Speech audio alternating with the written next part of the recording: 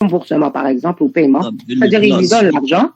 Donc, dans ce cas-là, le fait d'effectuer le paiement, ça veut dire que l'assuré doit signer le bordereau, voilà, qui a été classé. Classé FM, ça veut dire quoi? C'est la feuille maladie. J'ai pas eu assez de place, donc j'ai essayé de... c'est la feuille maladie. Non, c'est quoi classé? Classé, ça veut dire archivé. Archivé, c'est-à-dire il prend la feuille maladie, il va la mettre dans des classeurs à son bureau, d'archivage. Il va la garder une copie à son niveau. C'est clair? Le classement, c'est l'archivage. Oui. Est-ce que c'est clair pour le classement? Oui, merci. Voilà. Voilà. Donc, est-ce que c'est bon pour ça, pour ce DCTI? Madame. Oui? Les traits en dessous de BDF, il veut dire quoi? BD, c'est le bordereau de décompte. Non, les traits en dessous. Les traits? En bas. Oui, voilà. Ça, c'est l'archivage. Ça veut dire, c'est-à-dire si on trouve un document comme ça, un document, par exemple, feuille maladie ou bordereau de décompte, un exemplaire, bordereau de décompte, je fais ça, cela veut dire que je l'ai archivé. Pourquoi? Parce que c'est dit dans l'énoncé. Il leur présente le bordereau, c'est-à-dire le caissier, il va présenter à l'assuré un exemplaire du bordereau, il classe ensuite le deuxième exemplaire, classé, ça veut dire archivé, le deuxième exemplaire avec les feuilles de maladie correspondantes. C'est clair? D'accord, merci madame. Voilà. C'est bon pour ça, DCTI et DCI. Donc, je vous envoie le corrigé de ça. C'est bon? Donc, on va commencer le ignorer. Donc, je vais vous partager le... Vous voyez technique de représentation de l'information? Oui? Oui. Vous pouvez nous envoyer d'autres exemples? Oui, si vous voulez. Des énoncés d'exercice. Pardon? Oui. Merci. Voilà. Alors, technique de représentation de l'information. Vous le voyez? C'est bon, madame. خلاص وقع les symboles درناهم كامل. Oui. D'accord, merci. Voilà, normalement, c'est bon. C'est-à-dire, vous avez à représenter les opérations, vous avez à représenter les synchronisations, vous avez à représenter les règles d'émission. S'il y a des conditions dans l'énoncé, il faut les représenter, tout simplement. Et après, pour les postes externes, si vous avez plusieurs postes externes, vous aurez une seule colonne avec les différents postes. Si vous avez un seul, ça va être une colonne pour le poste externe, comme pour l'exercice, le premier exercice. Et bien sûr, les règles, l'événement déclencheur à midi, etc. En général, c'est un temps. Mais ça peut être une condition. Ça peut être, je vais pas revenir. Ça peut être une condition. Au lieu que ça soit à l'heure, à telle heure, ça va être une condition. Par exemple, quand le stock atteint un certain seuil, par exemple. Donc, c'est une valeur finalement, une condition. C'est clair? Voilà. Donc, ici, nous avons technique de représentation de l'information. Donc, c'est le chapitre 2. Alors, ici, pour le chapitre 2, ce qu'on va voir, c'est l'information, comment la représenter, comment l'étudier, la description de classe, fichier, référence et indicatif, schéma d'information, la codification de l'information et le contrôle de l'information. Donc ça, c'est les titres, on va avancer directement. Alors ici, pour l'information, nous avons 3 parties. Elle est caractérisée par 3 aspects. Nous avons le signifiant, le signifié et la référence. Alors, le signifiant, c'est quoi? C'est les moyens qu'on utilise pour représenter les informations. Alors, représenter les informations, qu'est-ce qu'on utilise? Par exemple, ici, juste un exemple, ça c'est une information. Ceci est un cours de SI. Ça c'est une information. Quels sont les moyens que j'ai utilisés pour représenter cette information? J'ai utilisé l'alphabet. Vous êtes d'accord? Voilà. Donc ici, nous avons l'alphabet, par exemple, 23 caractères de l'alphabet latin, ou bien 6 mots. Donc, ça, c'est les moyens que j'ai utilisés pour représenter l'information. Maintenant, le signifié, c'est quoi? C'est l'idée derrière cette information-là. C'est-à-dire le sens, l'idée, le sens, la pensée. Donc ici, quand on écrit « Ceci est un cours de SI », on va penser à un enseignant, à des étudiants, à un tableau par exemple, hein, en présentiel.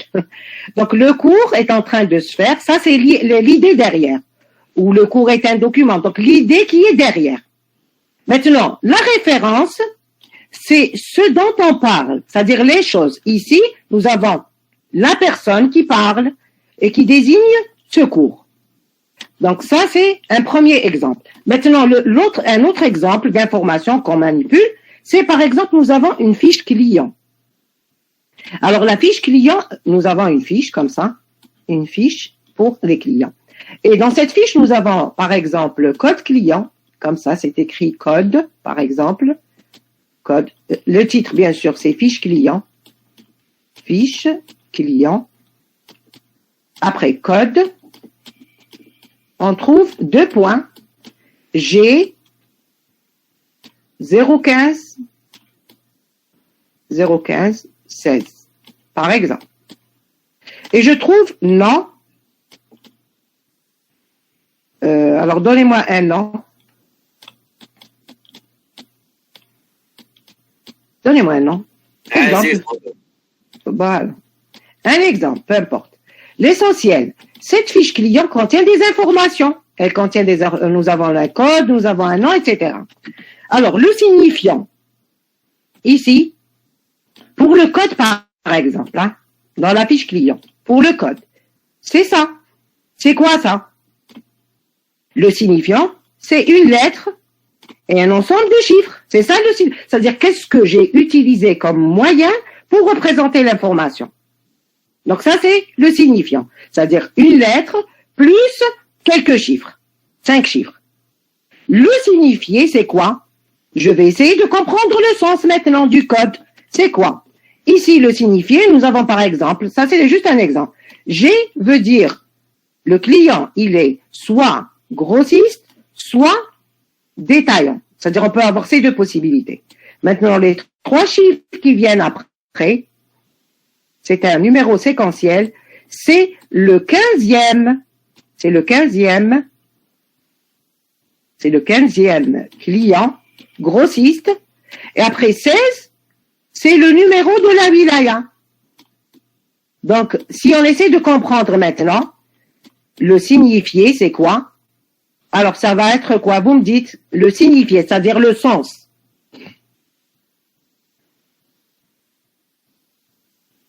Alors, vous me dites, qu'est-ce que vous avez compris de ce code-là? Après explication, bien sûr.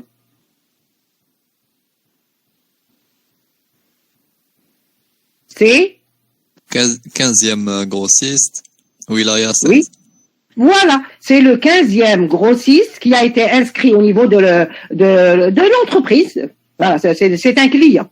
Donc, c'est le 15e client grossiste de la wilaya 16. C'est clair? Donc, ça, c'est le sens. Ça, c'est le signifié. Maintenant, la référence, c'est quoi? C'est juste, on se réfère à quoi? À quoi? Ici, on se réfère à la personne qui a le nom Aziz, c'est ça.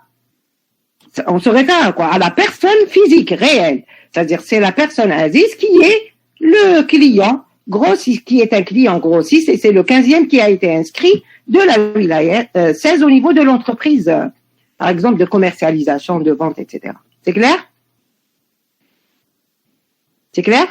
Pour signifiant, signifier, référence? Oui, non? Oui, voilà. Maintenant, manipulation de l'information. Alors, qu'est-ce qu'on peut faire de l'information? On peut la créer, on peut la recopier, on peut la traduire, la mémoriser, la transporter, la traiter, la détruire, la comprendre et la résumer. Voilà. Création, c'est quoi? Création de l'information. Création de l'information.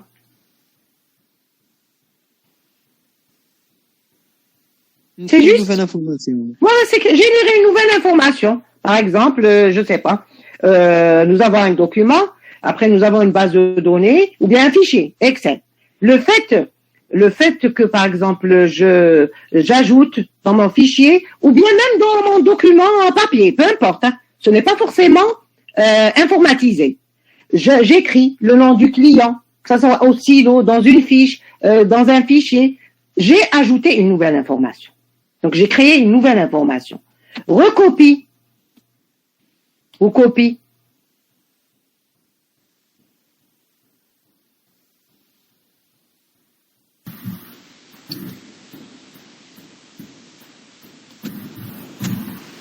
Copie. Place disque PC, disque dur. C'est juste une copie de l'information. Sans rien lui ajouter. Donc, c'est juste une copie. On fait copier l'information sans faire de modification. J'avais des informations sur un flash disque, je les copie sur disque dur, sur mon PC. Donc, je n'ai fait qu'une copie d'un fichier. Traduction.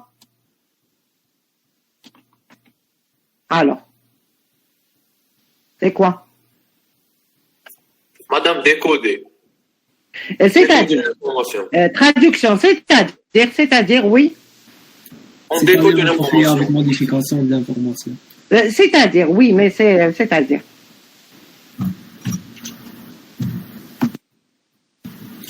C'est quoi? Ce n'est pas décodé, hein. Ce n'est pas décodé, c'est-à-dire, je ne vais pas analyser, par exemple, nous avons une information qui est codée avec des codes, etc. Après, je vais essayer de décoder. Non, ce n'est pas ça. C'est juste un passage d'une forme à une autre. Je traduis. Bien sûr, ici, ce n'est pas la traduction, ce n'est pas la langue, hein. Rien à voir. Ici, par exemple, hein, regardez ici, exemple, traduire le contenu de la disquette en un texte imprimé sur papier. C'est-à-dire que vous avez un fichier disquette, c'est un exemple ancien. Par exemple, ici, vous avez un fichier flash disk. Vous l'imprimez. Vous mettez votre flash disk, après vous imprimez le contenu du fichier. C'était un fichier binaire, dans le sens binaire, dans la RAM ou dans la mémoire du flash disk. Après, il y a eu un processus de transformation, de traduction de l'information qui était binaire sur support flash disk, magnétique, etc., vers le support papier. C'est-à-dire ce qu'on avait comme information, je sais pas, le A, etc., c'était codifié avec un code ASCII, avec des les codes ASCII, etc. Ça va se traduire avec sur l'imprimante, ça va se traduire par des pixels. Vous êtes d'accord? Des pixels, des points noirs, comme ça. Est-ce que c'est clair? Madame. Oui. Madame, donc c'est faire passer l'information d'une forme à une autre. Oui, c'est ça. C'est-à-dire on l'avait sous forme code ASCII, bien sûr, sur support magnétique, et on est allé vers représentation de cette information qui était sous forme de code ASCII à une forme différente. C'est un ensemble de pixels finalement. Ça va être le A, c'est quoi? C'est un schéma, c'est un dessin avec un ensemble de points noirs. Voilà. Donc c'est le fait de faire passer l'information d'une forme à une autre. On parle de traduction. C'est clair? Mémorisation, vous êtes d'accord, c'est mémoriser sur un support, bien sûr. CD, papier, etc. Mémoriser. Bien sûr, mémoriser dans le sens garder des copies. Garder des copies. Transport de l'information. Transport. C'est quoi? C'est le déplacement. C'est le fait de déplacer l'information d'un support à un autre à travers des supports de transmission. À travers des supports de transport. Les supports de transport, c'est quoi? Ça peut être un réseau. On l'envoie d'un PC à un autre lié par un réseau. Réseau Internet. Un bus d'entrée-sortie. Sur un même PC, par exemple. Des ondes. C'est un transport de l'information, les ondes radiophoniques. C'est des informations qu'on transporte. Donc, ça devient des ondes. Donc, ici, on transporte l'information d'un endroit à un autre en utilisant différents moyens de transport de l'information qui peuvent être des réseaux ou des ondes, etc.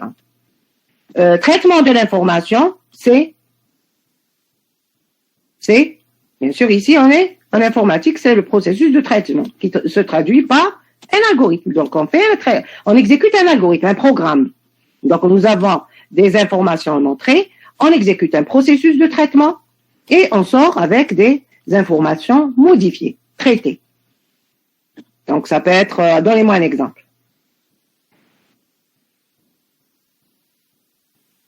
Alors, un exemple de traitement. Par exemple ici, hein, regardez ici. 2 plus 3 égale 5. 2 plus 3 égale 5. Alors ici, nous avons quelque part un 2 dans notre programme, ou une variable qui contient 2. Nous avons une autre variable qui contient 3. Nous avons fait des calculs. Bien sûr, c'est une somme et on obtient 5. Est-ce que l'information 5, on l'a créée ou on l'a retrouvée à partir d'un certain traitement? On ne l'a pas créée, finalement. Oui ou non? Oui, on ne l'a pas créée. Voilà. Donc, c'est une information qu'on n'a pas créée. C'est une information qu'on a déduite en faisant un certain traitement qui est, ici, le traitement, c'est quoi? C'est juste la somme entre deux variables. Hein? Donc, on a obtenu. Par exemple, je vous donne un exemple plus concret. Supposons que nous avons une facture. Voilà. Nous avons une facture. Après, dans la facture, nous avons produit 1. C'est-à-dire la personne, le client, a acheté un produit 1. Un exemple d'un produit, après produit 2. Hein? Peu importe le produit qu'il a acheté. Par exemple, il a acheté des pulls et des pantalons. Par exemple. Pulls, il a acheté 5 pulls. Et pantalons, il a acheté, par exemple, 10. Voilà. Et le pull, il a un prix unitaire, par exemple, de, disons, combien? 500 dinars. Les pantalons, ils ont un prix de, par exemple, 80 dinars. C'est juste exemple, hein. 800 plutôt. 800 dinars. Voilà. Donc, si je calcule le montant de cette facture-là, ça va être quoi? Le montant, maintenant.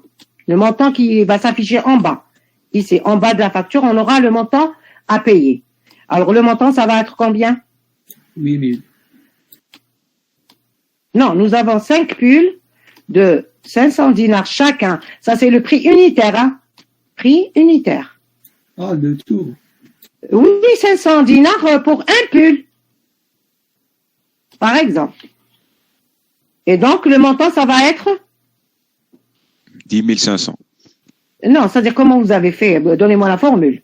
800 fois 10 plus 500 fois 5. Voilà, donc c'est 5 fois 500 plus 5 fois 500, 5 pulls avec leur prix unitaire, plus les 10 pantalons avec leur prix unitaire, multiplié par 800.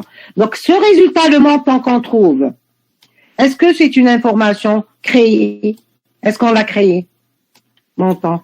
C'est une information retrouvée. Voilà, on l'a retrouvé, on a fait un certain traitement.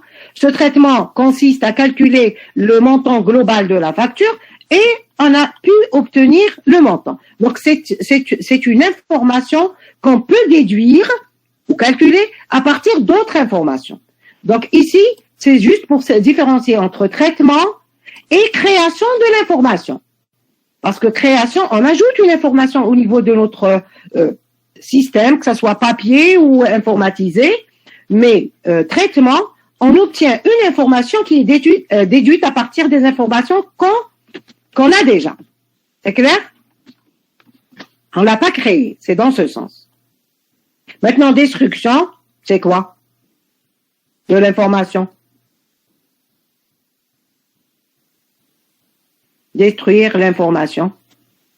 Et la supprimer. C'est la supprimer, voilà. C'est la supprimer. Maintenant, quand on fait de la suppression des informations, surtout quand il s'agit de systèmes d'information, il faut faire les contrôles qu'il faut. Il ne faut pas laisser les suppressions comme ça, hein. C'est-à-dire dans les bases de données, par exemple. Quand vous faites une suppression, il faut vraiment qu'il y ait des droits d'accès. C'est-à-dire que ce n'est pas n'importe qui. Il vient, il supprime un client, il supprime donc, il faudrait avoir des droits d'accès aux informations pour ne pas laisser la suppression comme ça à n'importe qui. Il vient, il supprime. C'est clair? Compréhension de l'information. La 8e. Je comprends l'information. Qu'est-ce que je fais? C'est quoi? Alors, compréhension de l'information. C'est de l'analyser. Oui, c'est analyser l'information, essayer de tirer l'information, essayer de tirer des connaissances. Par exemple, hein, je vous donne un exemple. Nous avons par exemple l'imagerie médicale. L'imagerie, la radiographie, quand on fait de la radio, maintenant c'est numérisé. C'est-à-dire ils ont la radio devant eux, donc c'est une image. C'est clair, numérisée, sur ordinateur. Est-ce que c'est clair? Voilà, nous avons une image. Par exemple, l'image, je ne sais pas, du foie. Ça, c'est le foie d'une personne, bien sûr. Donc ça, c'est la radiographie d'une personne où nous avons fait la radio du foie. Et bien sûr, c'est numérisé. C'est-à-dire que nous avons un fichier numérique, une image. Et ce foie-là, nous avons des couleurs, une dégradation des niveaux de couleurs. Après, nous avons ici, par exemple, comme ça. Et nous avons, par exemple, comme ça. Juste un exemple. Voilà. Donc, la compréhension de l'information, c'est quoi? C'est-à-dire, si nous avons devant nous, par exemple, un médecin qui comprend dans les radiographies, les images médicales concernant, par exemple, la radiographie du foie. Voilà. Il va voir l'image comme ça. Celle-là, il va la retrouver avec une couleur.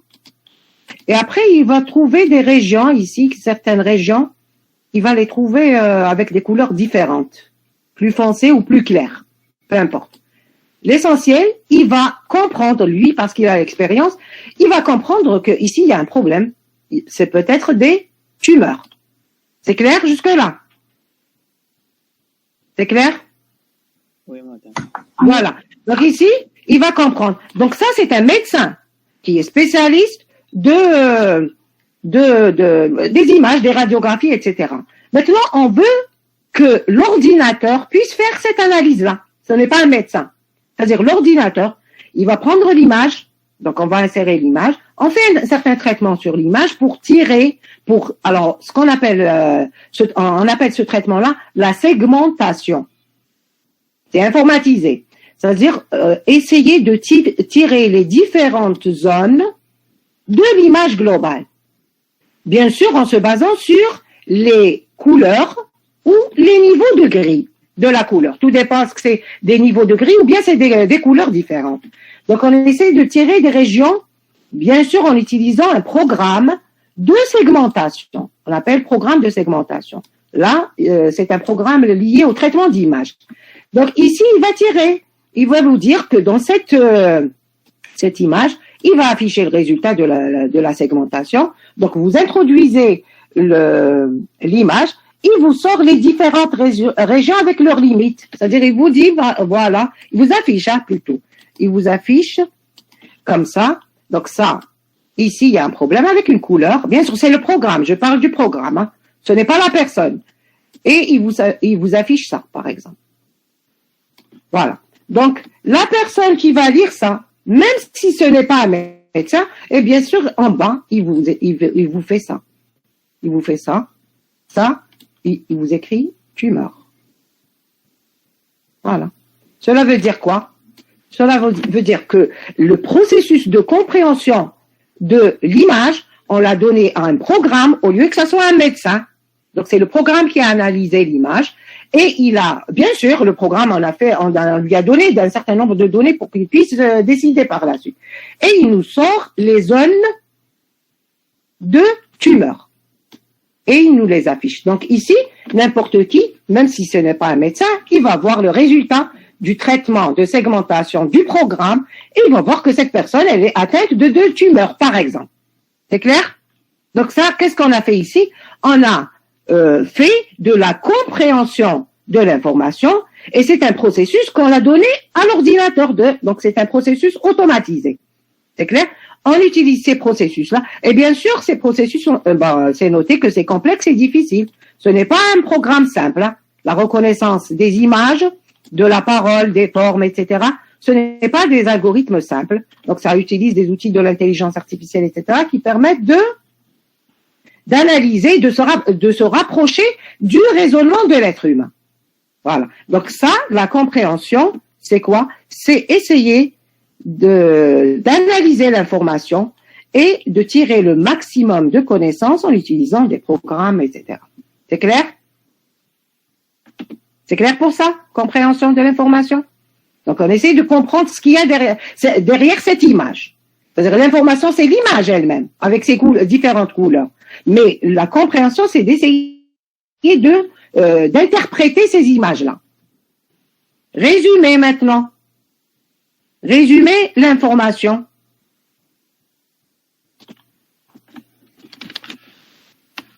Qu'est-ce qu'on fait?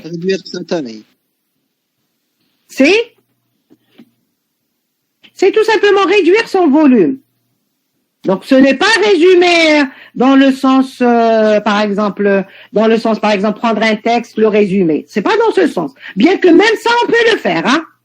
Même ça, on peut le faire avec les techniques de résumé de texte. On peut le faire avec le traitement, avec les NLP, les Natural Language Processing. On peut le faire. On peut même résumer un texte. Mais ici, on parle pas forcément du résumé texte, hein. C'est le volume. On parle du volume, c'est-à-dire réduire son volume. Par exemple, compression. Faire la compression d'un fichier. Est-ce que quand je fais la compression de fichier, je perds l'information?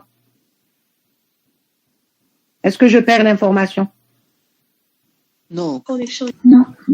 Non, on perd pas. Bon, si nous avons un programme, un bon programme de compression, on ne perd pas l'information. C'est-à-dire, on fait la compression, comme WinRAR, par exemple. Je comprime les fichiers, je fais la compression du fichier. Après, si je veux revenir, je peux revenir. Donc, je n'ai pas perdu mon information. J'ai utilisé un certain programme qui me permet de revenir vers l'état initial. Donc, résumer l'information ne veut pas résumer un texte. Mais résumer l'information, c'est en volume. C'est-à-dire, j'avais un fichier par exemple, de 500 mégas. Je fais la compression, j'obtiens un fichier, par exemple, de 250 mégas.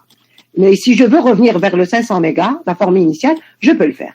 Donc, j'ai les deux. Les informations secondaires. Oui? C'est supprimer les informations secondaires. Supprimer les informations, oui? Secondaire. C'est-à-dire pour la compression. Oui, résumé, madame. Résumer, oui, c'est-à-dire on résume, non, on réduit. C'est ça la définition de résumer. Oui. Qui veut dire réduire le volume de l'information. J'avais un fichier de 500 mégas, je le comprime avec, je fais une compression avec WinRAR, j'obtiens un fichier de 250 mégas, mais je n'ai rien perdu. Je n'ai pas perdu. Pourquoi? Parce que si je veux faire la décompression, j'obtiens mon fichier initial de 500 mégas, donc il n'y a pas de problème. Donc je n'ai fait que réduire le volume de l'information pour le résumer. C'est clair? Est-ce que c'est clair? Oui, merci madame. Voilà. Donc on avance. Alors ici, représentation de l'information. On représente comment l'information? Eh bien, on utilise les structures de données, différentes structures de données. Donc, ça peut être des tableaux, quand nous avons des programmes. Donc, le tableau, ça va être il va être stocké où? Les tableaux. Ça sera où? C'est-à-dire la mémoire, ça va être où les tableaux? Quand on fait l'allocation d'un tableau et on fait des traitements sur ce tableau-là, il est où? La RAM, dans la RAM.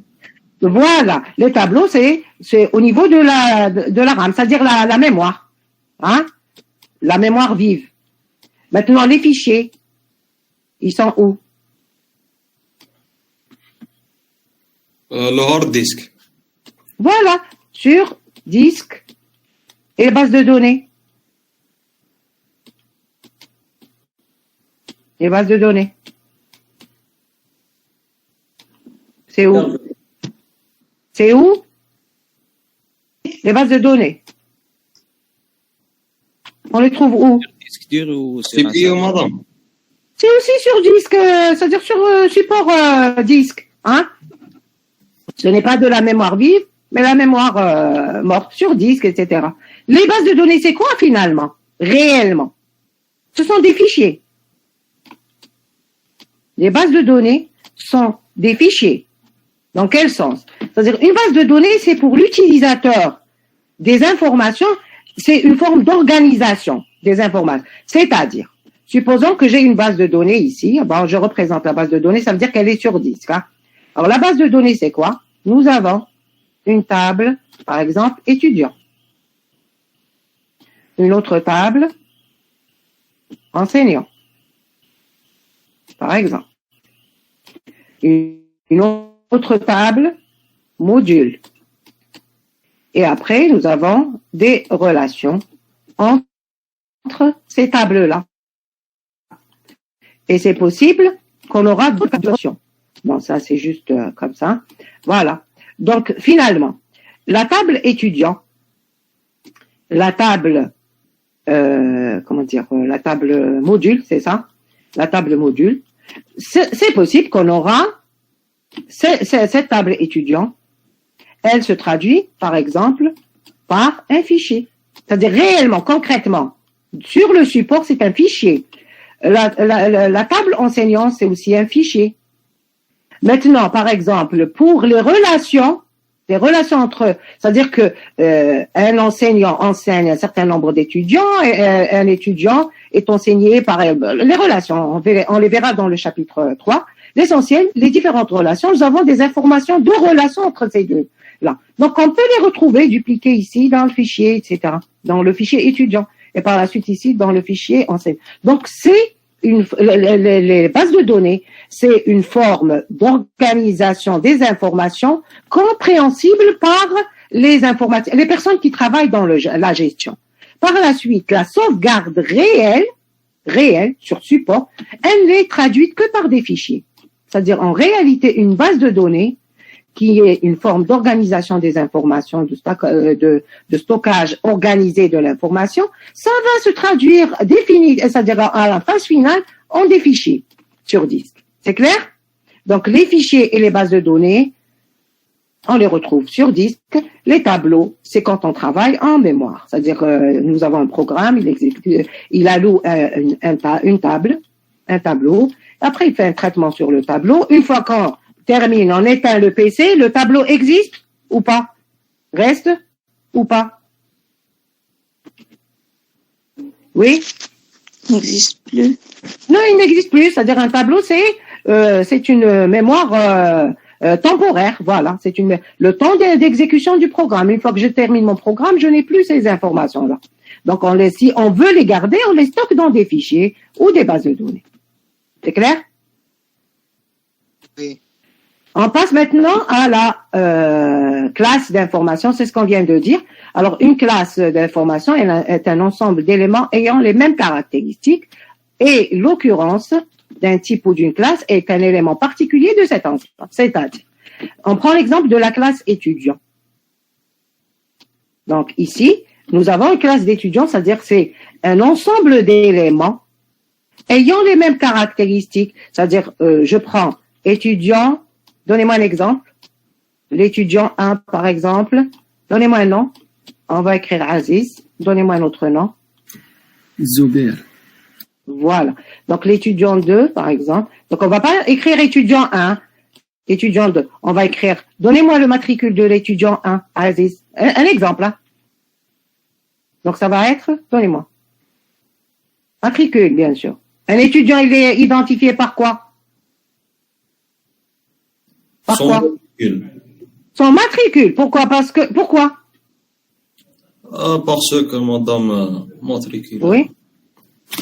Pourquoi le matricule et pas son nom? C'est lui qui identifie l'étudiante. Oui, pourquoi pas son nom? Parce Nom, que deux prénom. personnes peuvent Que avoir est-ce le même nom. plus Voilà, c'est parce qu'on peut avoir deux étudiants qui ont le même nom et prénom. Hein. Voilà. Donc ici, pour différencier entre les étudiants, on utilise le matricule. Donc nous avons par exemple le matricule de 0, alors c'est 0, 0 par exemple 18, comme ça, 15. Donnez-moi l'exemple de matricule. Après 7, 5. L'essentiel, c'est une suite de chiffres. C'est une suite de combien de chiffres? Votre matricule, combien de chiffres? 12, madame, 12 chiffres. Donc nous avons une suite de 12, c'est long, hein? 12 chiffres. Voilà, nous avons le nom, Aziz, nous avons le prénom, nous avons la date de naissance, nous avons, donc date de naissance, nous avons, bien sûr ici, prénom, nous avons aussi l'adresse, par exemple, de l'étudiant, un certain nombre d'informations, par exemple, je sais pas, qu'est-ce qu'on peut avoir comme information concernant le fichier étudiant. Donc, nous avons un certain nombre d'informations, donc on appelle ça information, ou un ensemble de caractéristiques finalement. Un étudiant est caractérisé par son matricule, son nom, son prénom, sa date de naissance, qu'est-ce qu'on a dit, adresse, et la même chose pour le deuxième étudiant, qui a un autre matricule, 0016 par exemple. Bon, je vais voir qu'est-ce qu'il y a conservé. Apparemment, il y a une demande acceptée. Voilà, je reviens. On était où? Ici. Voilà. Et nous avons le deuxième étudiant avec un autre nom d'étudiant. Vous avez dit Aziz et le deuxième nom? Comment? Omar. Omar. Oui. Enfin, nom, prénom, Hada, Omar. Oui. Voilà, c'est un nom, prénom, peu importe. Voilà. Alors ici, une classe, c'est quoi? Une classe, c'est un ensemble d'éléments. Donc le premier élément, c'est ça, un ensemble d'éléments. Donc premier élément, il est là. Deuxième élément, c'est le deuxième étudiant, ayant les mêmes caractéristiques, c'est-à-dire l'étudiant 1, l'élément 1, il a le matricule, le nom, prénom, date de naissance, adresse. L'élément 2, il a aussi matricule. C'est les mêmes caractéristiques. Donc, il a le matricule, son nom, son prénom, sa date de naissance et son adresse. Donc ça, on appelle ça la classe des étudiants. Et après, chaque élément, chaque étudiant est considéré comme une occurrence de cette classe. On appelle ça occurrence. C'est clair? Occurrence. Donc, nous avons une classe d'information. Finalement, c'est une liste d'étudiants, sachant que l'occurrence d'une classe, c'est quoi? Un élément de cette liste. La classe des enseignants, chaque enseignant est une occurrence de la classe des enseignants. Mais non, pour le type numérique, c'est aussi une classe, parce que nous avons le type numérique. Chaque valeur numérique est une occurrence de la classe numérique ou du type numérique. C'est-à-dire, nous avons le type numérique, par exemple, 1, 2, 3, 4, 5. Chaque valeur est une occurrence. C'est clair pour la notion d'occurrence classe? C'est clair? Donc, l'occurrence, c'est un élément de classe. Voilà, c'est une valeur, mais pas dans le sens valeur, parce que supposons que nous avons la variable A. Nous avons la variable A. Voilà. À un moment donné, nous avons 5 dans cette variable. Ça, c'est une valeur. Vous voyez, ça, c'est une valeur de la variable A. Mais quand on parle d'occurrence, c'est quand nous avons un ensemble d'éléments, une liste d'éléments qu'on appelle classe, et chaque élément de cet ensemble-là, on l'appelle occurrence. Donc finalement, l'étudiant, le premier étudiant qui a le matricule 0015, ainsi de suite, Aziz, etc., son prénom, sa date de naissance et son adresse, ça c'est une occurrence de la classe étudiant. C'est clair? On l'appelle occurrence. C'est pour ça. Les caractéristiques d'une classe, c'est ses occurrences. Non, les caractéristiques, c'est le matricule, le nom, le prénom, la date de naissance et l'adresse. Voilà. Ça, c'est la caractéristique. Et l'occurrence? L'occurrence, c'est celle-là. C'est comme ça. C'est 07, c'était 0015 707, Aziz, Information personnelle. Comment? C'est l'information personnelle de l'étudiant, par exemple. Voilà, c'est l'ensemble, l'occurrence, c'est l'ensemble des valeurs d'un élément de notre classe. Un élément, c'est un étudiant. Donc, c'est l'ensemble des valeurs, des caractéristiques d'un élément de notre classe. Donc, c'est juste un vocabulaire qu'on utilise pour les systèmes d'information. C'est clair? J'avance? Oui. Voilà. Et rubrique, donc finalement, rubrique, occurrence de rubrique. Alors, pour l'exemple, alors je vous donne la définition et vous me dites, nous avons la rubrique et le plus petit élément d'information manipulé lors d'un traitement, donc manipulation d'un traitement, on dit aussi propriété et occurrence de propriété. Donc ici, rubrique, si je reviens vers cet exemple-là que je viens de... La rubrique, ça va être quoi pour nous? Pour l'exemple qu'on vient de voir, la rubrique, les différentes rubriques, c'est quoi?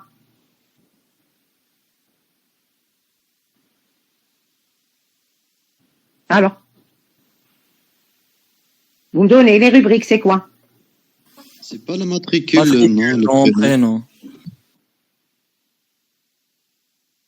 Oui, le matricule, c'est rubrique, c'est le matricule, c'est le nom. Les articles, on les appelle propriétés ou rubriques. C'est clair? Donc, c'est finalement, les rubriques, c'est quoi? C'est matricule, nom, prénom. Tout ça, c'est des rubriques. Voilà. Prénom. Qu'est-ce qu'on peut avoir? Date de naissance et adresse. Alors, je vous donne un autre exemple et vous me donnez les rubriques. Supposons que nous avons la classe produit. Hein. Donnez-moi les rubriques que vous voyez dans la classe produit, par exemple. Hein. Produit. Hein. D'une entreprise, elle a un ensemble de produits qu'elle fabrique ou qu'elle vend. Et donnez-moi, par exemple, vous définissez une classe pour ces produits-là. Donnez-moi les différentes rubriques de cette classe. Type, prix. Alors, produit. Alors, qu'est-ce qu'on peut avoir? Le nom du produit, le prix. Avant le nom. Avant le nom. Il y a une rubrique qu'on doit avoir tout le temps. Code barre. C'est le code produit. Est-ce que vous êtes d'accord? Ou référence produit. C'est le code produit. C'est-à-dire, dans les entreprises, quand ils fabriquent des produits, ils vont pas manipuler dans le système d'information les noms des produits. Par exemple, je sais pas, par exemple, pour la voiture, les courroies, ou je sais pas, hein, courroie, après un texte, tout un texte, par exemple, 30 caractères pour la désignation de ce produit. Au lieu de manipuler toute la désignation, on manipule seulement ça. C'est 07, par exemple. Alors, que veut dire ça? Ces 07, ils vont comprendre que c'est une courroie, je ne sais pas, hein, c'est juste un exemple, avec les dimensions 7, par exemple. Ça, c'est un code pour le produit. Au lieu d'écrire courroie avec dimension 7, au lieu d'écrire ça, la désignation, donc ça, ce qu'on appelle la désignation ou libellé du produit. Donc, c'est une autre rubrique. Donc, désignation, c'est un nom textuel, c'est-à-dire c'est du texte. C'est une explication de ce que veut dire ce produit. Mais un code, c'est une information abrégée de ce produit-là. Un code. C'est comme pour donnez-moi un exemple pour les véhicules. Les véhicules. Par exemple, pour les véhicules, hein. Donnez-moi un code pour les véhicules. Les voitures. C'est quoi le code des voitures? Alors? Matricule. C'est le matricule, oui. C'est le matricule, le code de la voiture. Le Madame, code manipule. la wilaya, l'année. Voilà, nous avons, c'est une information abrégée, donc le matricule, pas de l'étudiant, mais du véhicule, c'est une information abrégée, mais qui me donne un certain nombre d'informations. Donc je trouve par exemple matricule, et quand j'écris désignation, qu'est-ce que je vais écrire dans désignation? Par exemple, 12, 20, 12. Non, j'écris le nom du véhicule. C'est-à-dire, c'est une, par exemple, hein, c'est une Peugeot,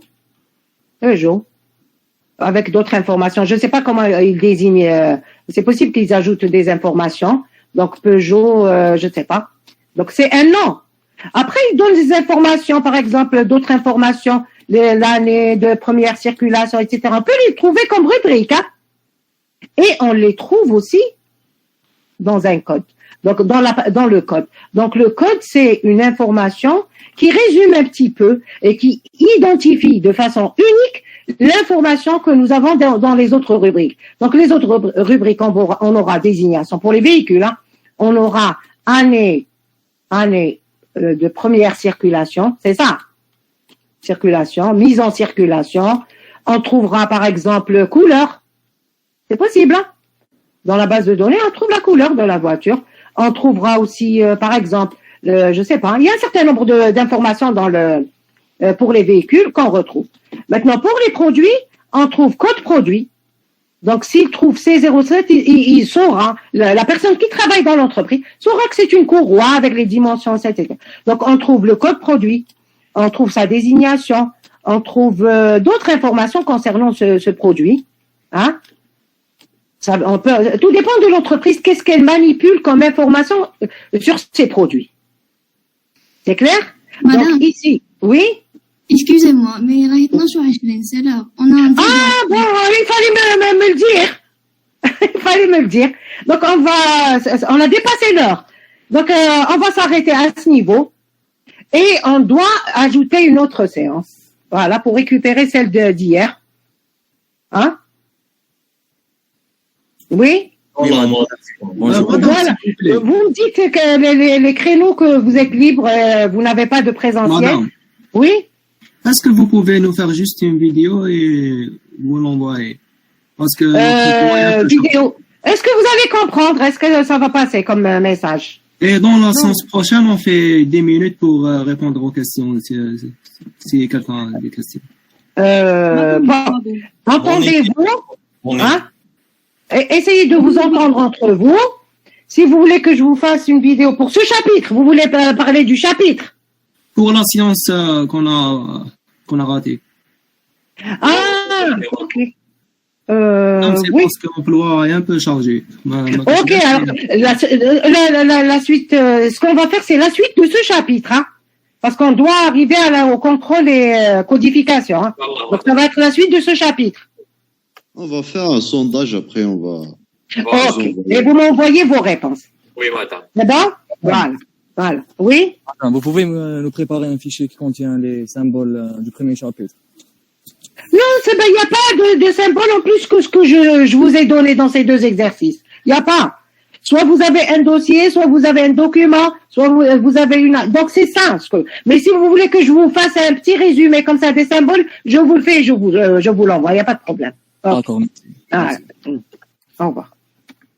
Bon appétit, madame. Merci.